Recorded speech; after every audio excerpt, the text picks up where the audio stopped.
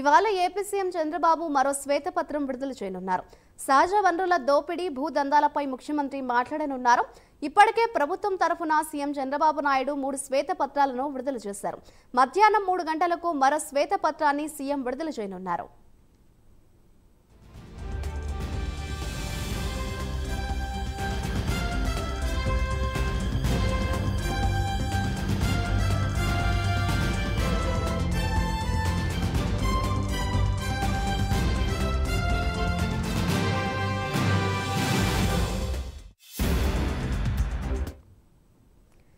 AP CM Chandrababu Naidu ఇవాళ మరో శ్వేతపత్రాన్ని విడుదల చేయనున్నారు. ఇదే అంశంపై మరింత సమాచారాన్ని మా ప్రతినిధి రవికృష్ణ అందిస్తారు.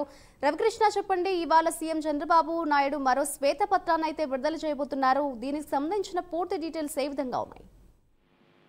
మాదిరి, గత ప్రభుత్వంలో పెద్ద ఎత్తున కూడా అన్ని వ్యవస్థల్లో కూడా అవినీతి జరిగిందని ఆరోపిస్తున్నారు. దానికి సంబంధించి కూడా ఇప్పటివరకు 3 శ్వేతపత్రాల్లో విడుదల చేయడం జరిగింది. ఒకటి పోలవరం, అదే విధంగా కూడా రాజధాని, తర్వాత విద్యుత్కు సంబంధించినటువంటి శ్వేతపత్రాలు 3 శ్వేతపత్రాలు విడుదల చేశారు. నేడైతే మాత్రం ఈ భూదందాలకు సంబంధించి ఈ సంబంధించినటువంటి శ్వేతపత్రాన్ని ఈ రోజు మధ్యాహ్నం 3 గంటలకు సీఎం చంద్రబాబు నాయుడు విడుదల చేస్తూ ఉన్నాడు. ముఖ్యంగా కూడా భూదందాలకు సంబంధించి అక్రమ లేఅవుట్లు కానీ, అదే విధంగా కూడా అనేక రకాలుగా కూడా అంటే వైఎస్ఆర్ సిపికి చెందినటువంటి నాయకులు ఎవరైతే ఉన్నారో వీళ్ళు పెద్ద ఎత్తున కూడా జగనన్న కాలనీలకు సంబంధించిన అంశంలో మాత్రం అవినీతికి పాల్పడ్డారని పెద్ద ఎత్తున ఆరోపణలు అయితే వస్తున్నాయి. దానికి సంబంధించి భూసేకరణ విషయంలో కూడా నామినల్ గా ఉన్నటువంటి భూములను ఇష్టం వచ్చినట్లుగా రేటు పెంచి దాన్ని తమ అనునేయులకి దగ్గర నుంచి కొన్నట్టుగా కూడా చూపించుకొని ఈ విధంగా కూడా దోపిడీ చేశారు అని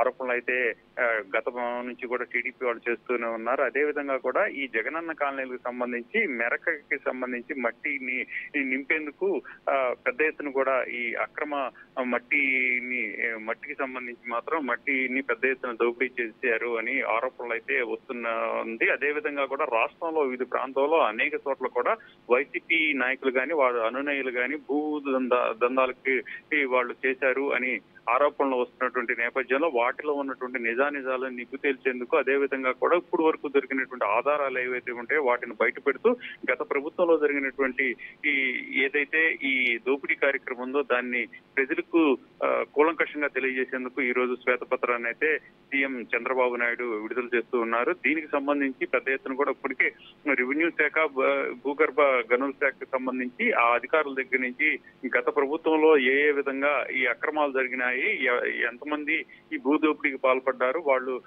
ఎంత దోపిడీ చేశారు అనే దాని మీద ఇప్పటికే ఇన్పుట్స్ అయితే తెప్పించుకున్నారు. దానికి సంబంధించిన వివరాలతో కూడినటువంటి ఈ ఏదైతే ఈ భూదందాకి కానివ్వండి, లేకపోతే అక్రమ మైనింగ్ కి సంబంధించిన అంశాలు ఏవైతే ఉన్నాయో వాటిని అన్నింటినీ కూడా ఈ రోజు మధ్యాహ్నం 3 గంటలకు చంద్రబాబు నాయుడు శ్వేతపత్రం రూపంలో విడుదల చేస్తున్నారు.